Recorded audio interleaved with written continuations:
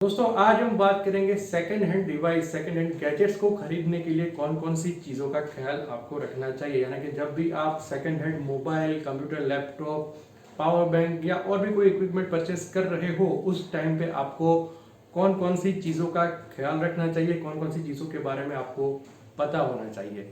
तो चलिए एक एक करके चेकलिस्ट जो है वो शुरू करते हैं।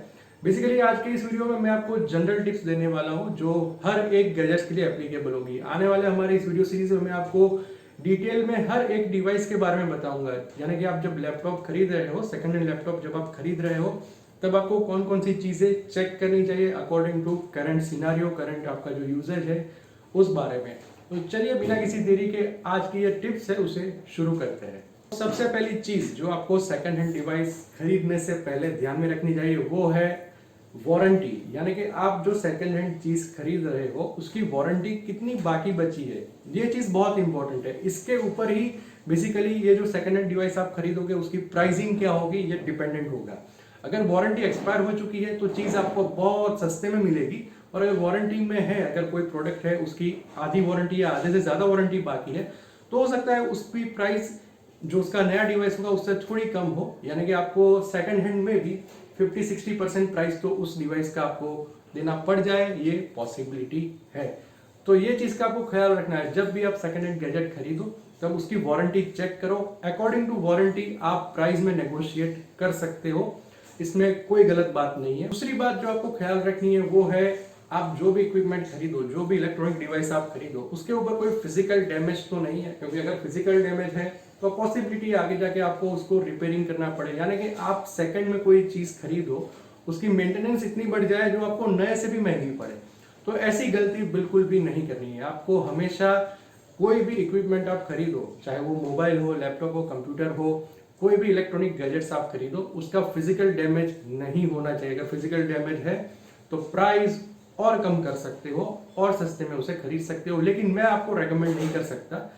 क्योंकि फिजिकल डैमेज आगे जाके कितना आपको एक्सपेंस कराएगा, कितना आपको महंगा पड़ेगा, ये कोई फिक्स नहीं होता। ये आपको हो सकता है नए से भी ज्यादा महंगा पड़े। तो इस चीज का आपको ख्याल रखना है, फिजिकल डैमेज नहीं होना चाहिए। अगर फिजिकल डैमेज है, आप खरीद रहे हो फिर भी, तो वो आपका पर्पज आपको क्लियर होना चाहिए। आपको ये चीज ध्यान में होनी चाहिए कि ये फिजिकल डैमेज है, ये आगे जाके मुझे और महंगा नुकसान करवा सकता है।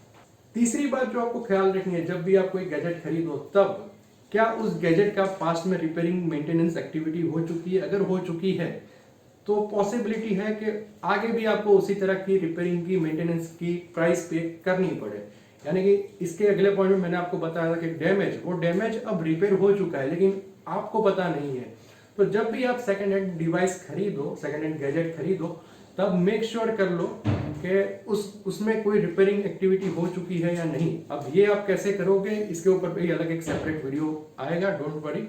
लेकिन मेक श्योर कीजिए कि जो भी सेकंड हैंड गैजेट आप खरीद रहे हो उसके ऊपर कोई भी पास्ट में रिपेयरिंग एक्टिविटी, मेंटेनेंस एक्टिविटी हो चुकी है या नहीं हो चुकी है, तो कितनी हद तक हो चुकी है।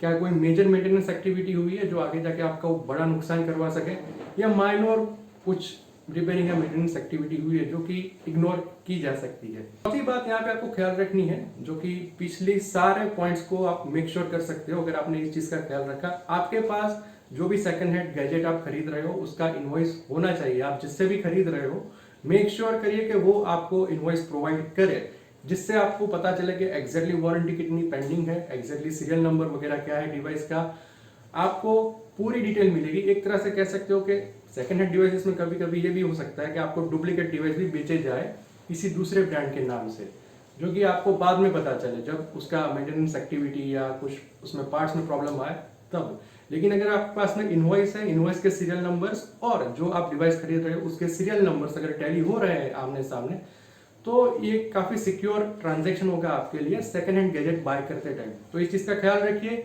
इनवॉइस हमेशा लीजिए जब भी आप सेकंड हैंड डिवाइस या गैजेट्स बाय करें तब। दोस्तों पांचवा हमारा पॉइंट है वो बहुत इंपॉर्टेंट है, क्योंकि अगर आप एक तो आप सेकंड हैंड डिवाइस खरीद रहे हो, एग्जैक्टली अगर इसको समझा जाए इस प्रॉब्लम को, तो आपका बजट का इश्यू है तभी आप सेकंड हैंड गैजेट खरीद रहे हो, ठीक है। लेकिन आपको जो सेकंड हैंड गैजेट मिल रहा है उसकी स्पेसिफिकेशन क्या है, उसकी जो रैम है, अगर मैं यहाँ पे फॉर एग्जांपल मोबाइल की बात करूँ तो उसकी रैम क्या है, प्रोसेसर क्या है, उसकी स्क्रीन की साइज क्या है, कैमरे का मॉड्यूल क्या है। अगर इस तरह की आपकी जो रिक्वायरमेंट है वो नए डिवाइस में फुलफिल हो रही है तो मेक श्योर कीजिए कि नया डिवाइस ही खरीदिए, क्योंकि ऑब्वियसली आपको नया डिवाइस में कंपेयर टू ओल्ड डिवाइस बहुत सारे बेनिफिट्स मिलेंगे, बहुत सारे अपडेट्स मिलेंगे, वारंटीज मिलेगी। लेकिन जब भी आप कोई नया डिवाइस खरीदे अपना पर्पस पहले क्लियर कीजिए। फॉर एग्जांपल अगर आप नया मोबाइल खरीद रहे हो तो आपके ऑब्जेक्टिव क्या है, आपको गेमिंग खेलना है, आपको फोटोग्राफी का शौक है, या आप बेसिकली अपने जो है ऑफिशियल वर्क के लिए उसको इस्तेमाल करने वाले हो।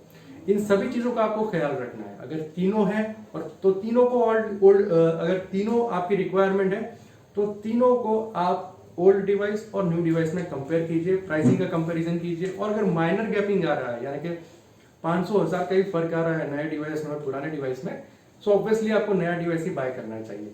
सो मेक श्योर कीजिए अपना पर्पस खरीदी के समय हमेशा क्लियर रखिए। जब भी आप कोई चीज बाय कर रहे हो आपका जो पर्पस है वो बहुत ही क्लियर होना चाहिए। तो छठा यहाँ पे जो पॉइंट है वो है कि आपके फ्यूचर प्लान्स क्या है उस डिवाइस को लेके। यानी कि मैं अगर अपनी बात करूं तो मैंने सबसे पहले एक नया लैपटॉप लिया था जो कि ड्यूअल कोर प्रोसेसर का था। उस टाइम पे मेरी रिक्वायरमेंट थी वो ऑब्वियसली स्टडी के रिलेटेड थी। उसके बाद मैंने एक second device, second hand core i5 laptop मुझे खरीदना पड़ा, लेकिन उसका मुझे मेरा पर्पस था वो कुछ डेवलपमेंट्स, कुछ हाई एंड प्रोसेसेस मुझे करनी थी उस लैपटॉप के ऊपर, जो कि डेटाबेस को लेके थी, प्रोग्रामिंग को लेके थी, वर्चुअल मशीन्स को लेके थी। तो उस टाइम पे मुझे कोर i5 मशीन लेना ही पड़ा।